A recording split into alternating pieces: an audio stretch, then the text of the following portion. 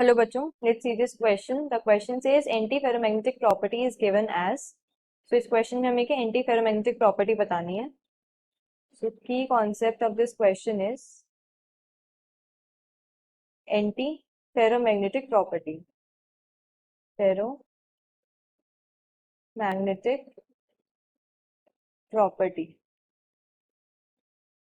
Anti ferromagnetic property या फिर हम बोल सकते हैं कि एंटी फेरोमैग्नेटिक सब्सटेंसेस की अगर हम बात करें, ये वो सब्सटेंसेस होते हैं जिनके अंदर जो नेट मैग्नेटिक मूवमेंट होता है वो जीरो होता है, लेकिन अनपेयर्ड इलेक्ट्रॉन्स प्रेजेंट होते हैं.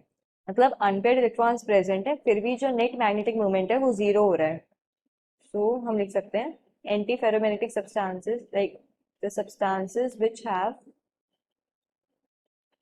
the substances which have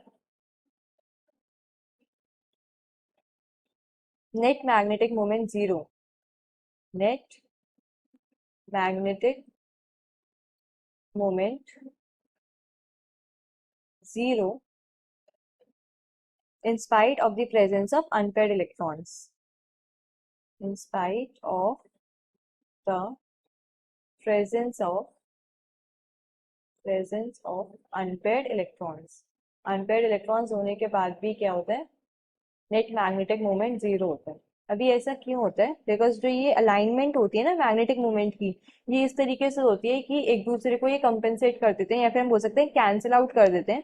जितने भी अगर हम ऐसे लिखें, जो टोटल अपवर्ड डायरेक्शन में होती है मैग्नेटिक मूवमेंट, वो इक्वल होती है टोटल डाउनवर्ड डायरेक्शन में. तो ये क्या करते हैं, एक दूसरे को कैंसिल आउट कर देते हैं. देयरफॉर जो नेट मैग्नेटिक मूवमेंट हमें मिलता है वो जीरो होता है. अगर मैं ऑप्शंस में चेक करूं, ऑप्शन 1 के अंदर क्या है, ये सारे अप हैं, तो ये इनकरेक्ट ऑप्शन है. ऑप्शन 2 के अंदर क्या है, यहाँ पे इक्वल अमाउंट में नहीं है, तो ये भी इनकरेक्ट है. ऑप्शन 3 के अंदर क्या है, यहाँ पे one up second down, one up second down, तो पैटर्न बन रहा है अप डाउन अप डाउन. यहाँ पे क्या एक दूसरे के इफेक्ट को ही कैंसिल आउट कर रहे हैं, तो this will be the correct answer. And fourth, इसमें सारे डाउन है, ये भी इनकरेक्ट है. So we can say the final answer is option 3. Hope you understood this well. Best of luck.